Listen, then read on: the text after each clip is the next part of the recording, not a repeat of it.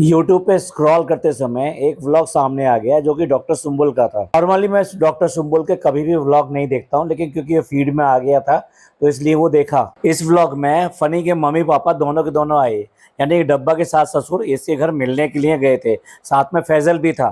गाड़ी डब्बा की ही थी और ड्राइवर भी डब्बा का ही था, और वहां पर वो लंच करने के लिए गए और काफी टाइम रुके भी, जिसको उसने व्लॉग के टाइटल में डाल रखा था कि बड़े मम्मी पापा आए। अब भाई की लड़की होने के नाते इसके मम्मी पापा ने, यानी कि इसके सास ससुर ने अपना फर्ज तो निभाया कि मुंबई गए थे तो उसके यहाँ मिलने के लिए गए। लोग अपने गांव की लड़की का भी बहुत ख्याल करते हैं, और ये तो जबकि अपने सगे भाई की लड़की थी। तो यहाँ तो उसके मम्मी पापा ने अपना फर्ज निभाया और साथ में फैजल भी गया था। बट बहन होने के नाते अगर डब्बा तो नहीं जा सकती थी, और डब्बा जाना भी नहीं चाहती उसके यहाँ बिल्कुल भी, तो क्या फनी नहीं जा सकता था? मतलब इसने अपने भाई बहन सबसे पूरी तरीके से नाता तोड़ लिया कि जिससे डब्बा कहेगी उससे मिलेगा, और जिससे डब्बा नहीं कहेगी वो नहीं मिलेगा। चलिए आज कुछ और बातों से डब्बा को समझने की कोशिश करेंगे। बने रहिए हमारे साथ। आज की चर्चा में आपका स्वागत है। जो लोग चैनल पर पहली बार आए हैं तो प्लीज सब्सक्राइब कर लें और बेल आइकन भी दबा दें, जिससे कि आने वाली वीडियो की इन्फॉर्मेशन आपको टाइम से मिल जाए।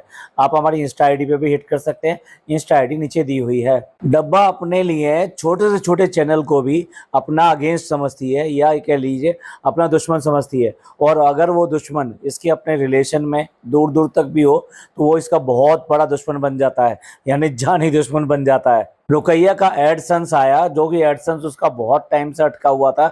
उसके लिए इन्होंने तीनों व्लॉगर ने, जो भी इसकी फैमिली के सो कॉल्ड व्लॉगर ने, किसी ने भी उसकी कोई हेल्प नहीं करी। और उसने इस बात को कहा भी अपने व्लॉग में। उसका कहने का मतलब ये था कि किस बात के भाई बहन और किस बात की अच्छाई, जब उन्होंने मेरी कोई हेल्प नहीं करी कभी भी इसमें, तो वो मेरे लिए कहाँ से अच्छे हो सकते हैं। इसी तरह से डब्बा ने कभी भी डॉक्टर सुम्बुल को पसंद नहीं किया।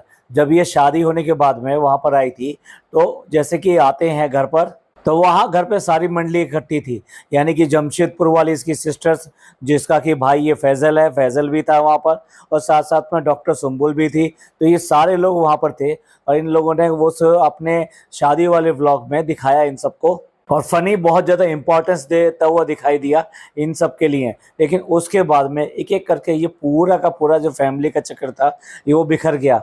डॉक्टर सुम्बुल तो उससे तो बिल्कुल ही अगेंस्ट हो गई है, क्योंकि वो भी एक व्लॉगर है और उसके व्लॉग में आना इसको बिल्कुल ही पसंद नहीं है।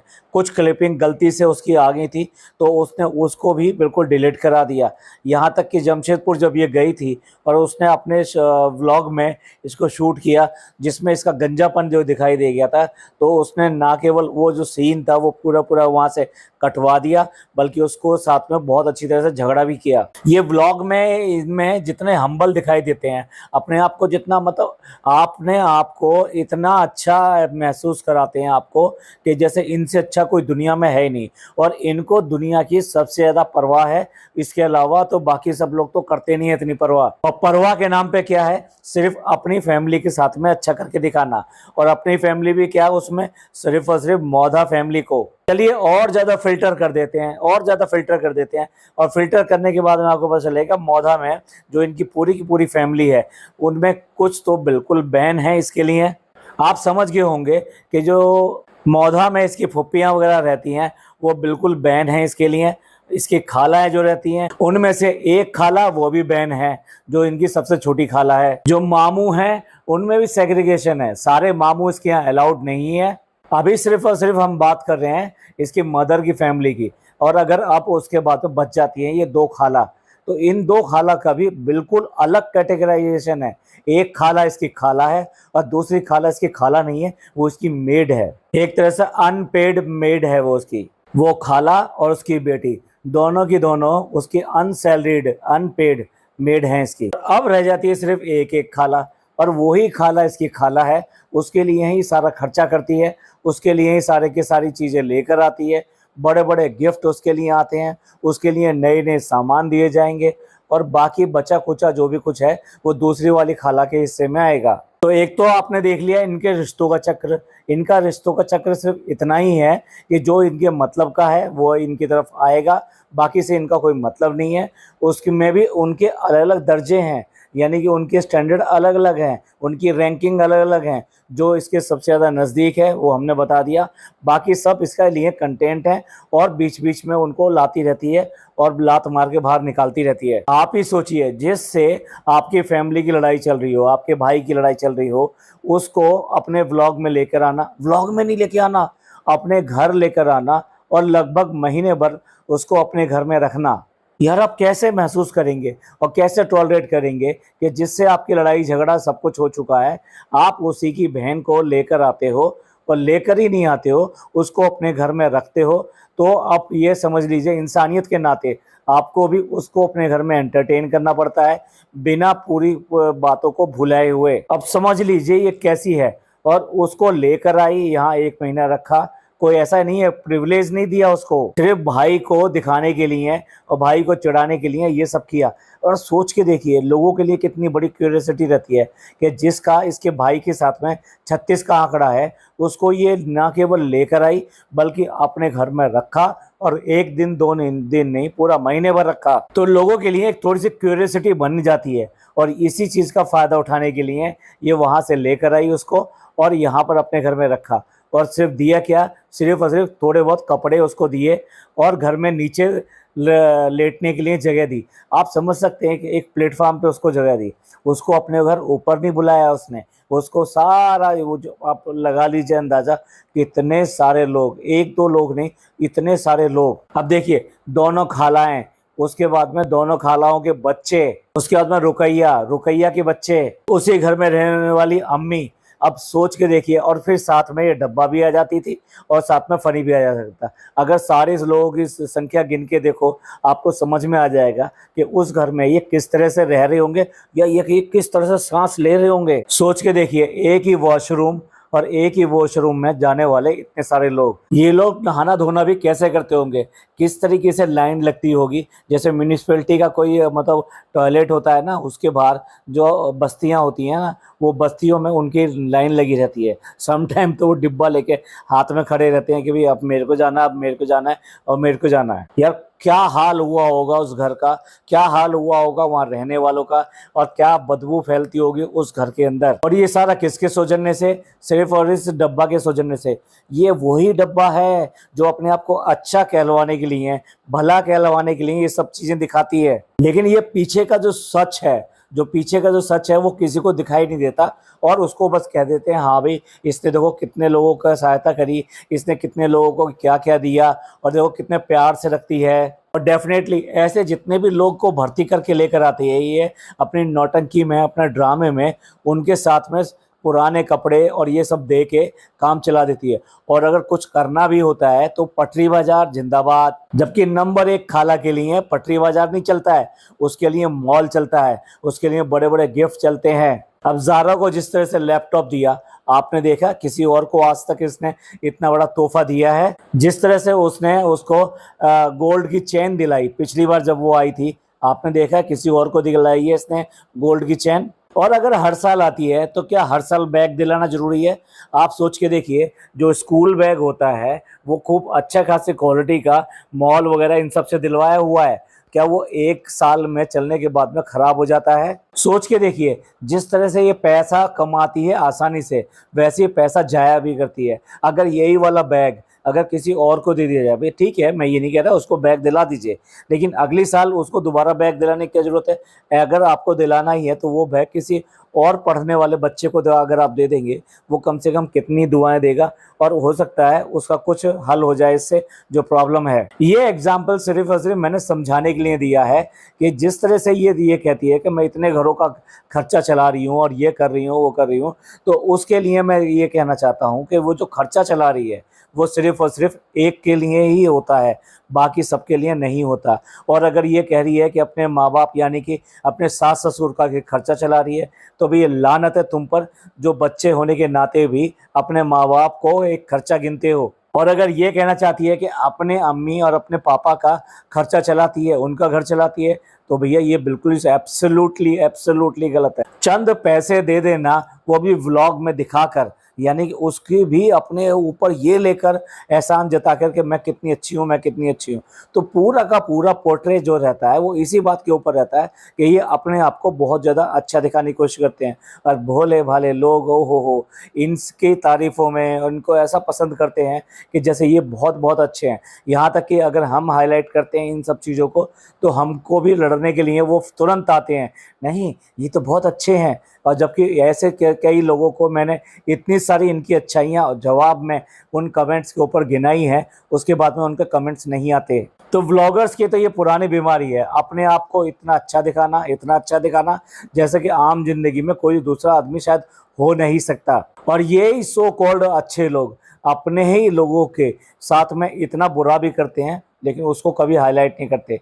जैसे कि अभी इनकी अगर फूफी के हस्बैंड यानी कि इनके फूफा गुजरे हैं, तो एक बार भी आपको सुनने को नहीं मिला। क्या ये अच्छाई है इनके लिए? अब डॉक्टर सुम्बुल की जिसकी स्टोरी के बारे में हमने शुरुआत की थी, दोबारा वापस लौट के उसी पर आते हैं। देखिए बच्चा हुआ है इसके यहाँ, बेटा हुआ है, तो क्या आप लोग सब लोग नहीं जानते इस बात के लिए कि बुआ का भी कुछ हक होता है और बुआ के भी कुछ रीति रिवाज होते हैं। जब बच्चा घर के अंदर पैदा होता है, खास तौर से लड़का होता है, तो वो थोड़ा सा वजनी हो जाता है। आई मीन जो भी कुछ लेना देना होता है वो थोड़ा सा बढ़ जाता है। ये ऐसी हिंदुस्तान की परंपरा है। हम भी कह रहे हैं लड़का लड़की में कोई फ़र्क होता है, लेकिन वो बुआ की जितनी रीति रिवाज और जो परंपरा थी, अब क्योंकि इसकी असली बुआ तो यहाँ पर है नहीं और वो यहाँ पे नहीं है, तो उसके नेक जोग तो होने चाहिए।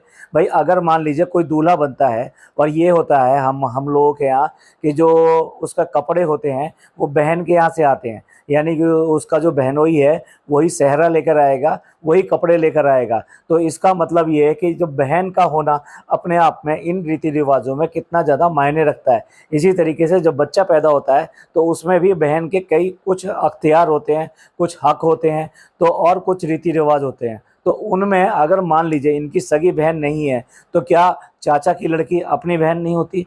और क्या इतना ही दूरियां बन गई हैं कि उसको किसी भी तरीके से किसी भी नाम से नहीं पूछा जा सकता? अरे व्लॉग में नहीं लेना, मत ले। इतनी क्या दुश्मनी निकालना कि रिश्तों को ही बिल्कुल ख़त्म कर दिया जाए? क्या ये कह सकती है कि वो इस बच्चे की बुआ नहीं है? वो तो तुम्हारे सास ससुर को बड़े अम्मी और बड़े पापा का दर्जा दे रही है, तो क्या ये भतीजा उसका नहीं हो सकता? लेकिन जैसे मैंने कहा, यहाँ फिल्टर लगे हुए हैं, हर रिश्तेदारी पे एक एक फिल्टर लगा हुआ है।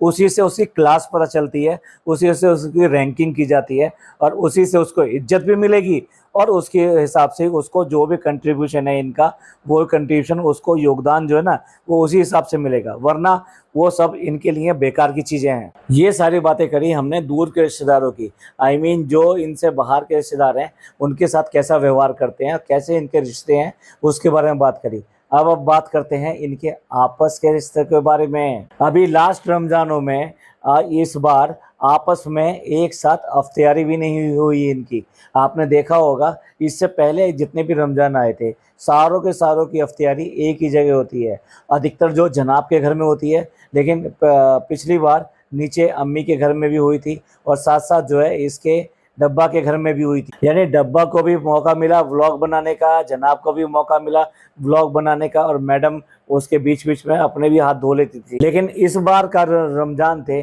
थोड़े से डिफरेंट थे, थोड़े वाले नए थे ना। अब मैं फिर दोबारा पूछना चाहूँगा इनके जो आके हमसे झगड़ा करते हैं इनके व्यूवर्स, वो बताएं कि पिछले वाले रमज़ान और उससे पिछले वाले रमज़ान में ऐसा क्या हो गया जो रिश्ते बिल्कुल ही बदल गए। इस वाले रमज़ान में सबकी अफ्तारी अलग अलग हुई, ऐसा कुछ भी नहीं हो सका कि एक ही जगह अफ्तारी हो। यानी आपस में ही एक दूसरे के साथ में देखने को, एक दूसरे के साथ मिलने को बिल्कुल भी तैयार नहीं थे। ये ज़्यादा पुरानी बात नहीं कर रहा हूँ, अभी कुछ ही महीने पहले एक सेलिब्रेशन हो रहा था मैडम के यहाँ, और मैडम की उस सेलिब्रेशन में डब्बा सबसे लास्ट में आई थी।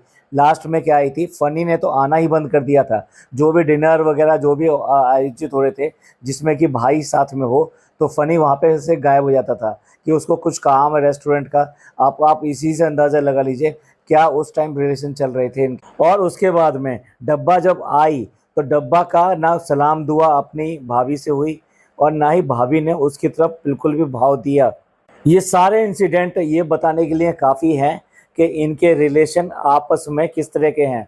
और जबकि आज ही जनाब का जो व्लॉग आया है उसमें मैडम एक कोट पढ़ती हैं, कोट वहाँ पे बोलती हैं अपनी तरफ से कि लाइफ की जो वैल्यू है, जो रियल वैल्यू है, वो इन्हीं बॉन्डिंग में है। यानी उनकी जो सहेलियाँ आई थी, आई मीन उनसे मिलने के लिए जो को एक्टर आई थी, उनकी एसएसके वाली, उनके बारे में बात करते हुए मैडम ये कह रही थी।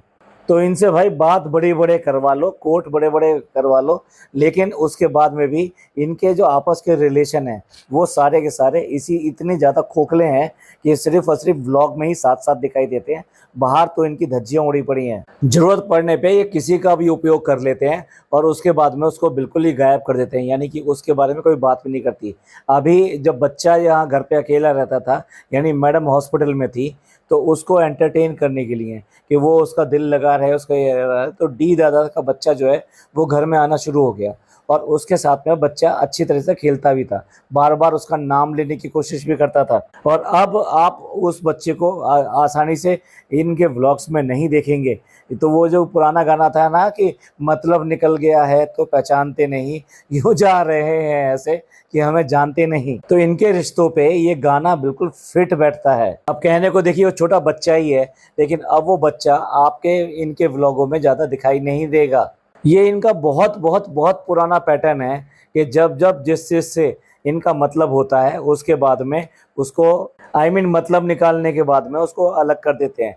जनाब के ही जो फ्रेंड्स हैं वो पहले कितना दिखाई देते थे और उसके बाद में वो दिखाई देना बिल्कुल बंद हो गए। आज की डेट में तो किसी फंक्शन में इनमें वो भी शामिल नहीं हो पाते। आप समझ गए होंगे कि जब इन्होंने व्लॉगिंग शुरू करी थी या फिर जब जो है इसकी शादी हुई थी, डब्बा की शादी हुई थी, तो यही फ्रेंड्स थे जिन्होंने उसकी शादी में इनके साथ में लगकर बहुत ज़्यादा हेल्प कराई थी। लेकिन आज की डेट में वो कहीं पे भी दिखाई नहीं देते हैं। अब किन किन की बात करें, इस सब के बारे में तो मैडम तो सबसे ही आगे हैं।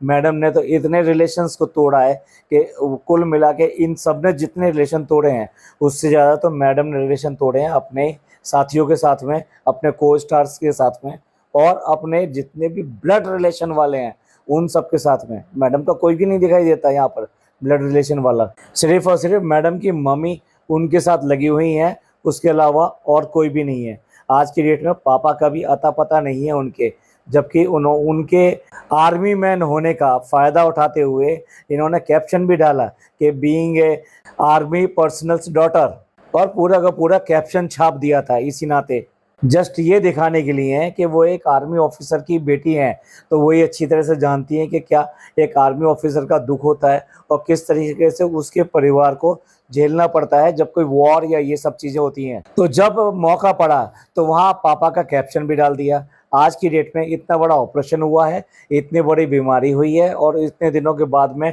मैडम घर पे आई हैं, लेकिन उसके बाद में भी उनका कुछ अता पता नहीं है। हाँ, हम सब लोग, बाकी सब लोग इनके व्लॉग में जाके कमेंट करें तो आपको जल्दी ही वो फिर दोबारा से दिखाई दे जाएंगे, एक केक लेते हुए या फिर एक गुलदस्ता लेकर यहाँ आते हुए। अपने इसी पैटर्न के नाते ये काफ़ी ज़्यादा ट्रोल होते हैं और वो लोग इसको जब इस तरह के कमेंट करते हैं और इनको आईना दिखाने की कोशिश करते हैं तो तब ये कहते हैं कि नहीं ये तो हमारे हेटर्स हैं, हमारे ऐसे हैं, हमारे वैसे हैं। तो आपका इन सब के बारे में क्या कहना है? जिस तरीके से ये डॉक्टर सुम्बुल को अपनी बहन, एक तरह से मैं तो यही कहूँगा, बहन मानने से इनकार करते हैं, क्योंकि अगर उनको उसको उसका हक नहीं मिल रहा है तो फिर आप किस तरह से कह सकते हैं कि उसको वो बहन मान रहा है। और अपनी बहन को तो बिल्कुल भी पूछा नहीं है इसने। इसके अलावा हर रिश्ते को अपने मतलब के हिसाब से ये यूज़ करते हैं। इस सब के बारे में आपका क्या कहना है? ये चाहे डब्बा हो, चाहे मैडम हो और चाहे ये हमारे सो कॉल्ड हम्बल जनाब हो, सभी का एक दूसरे के साथ में और बाकियों के साथ में एक ही पैटर्न, एक ही तरीका चलता है। आप सबका इस सब के बारे में क्या कहना है? यहाँ तक कि ये बच्चों को भी नहीं बख्शते हैं उसके अंदर। तो अपने कमेंट करके जरूर बताइएगा आप सब इस सब के बारे में क्या सोचते हैं। रिश्तों के मामले में इन सबसे ज़्यादा खराब स्थिति किसकी है ये भी जरूर बताइएगा। ये पॉडकास्ट आपको अच्छा लगा हो तो प्लीज़ लाइक कीजिए, सब्सक्राइब कीजिए, शेयर कीजिए। थैंक यू, धन्यवाद, शुक्रिया।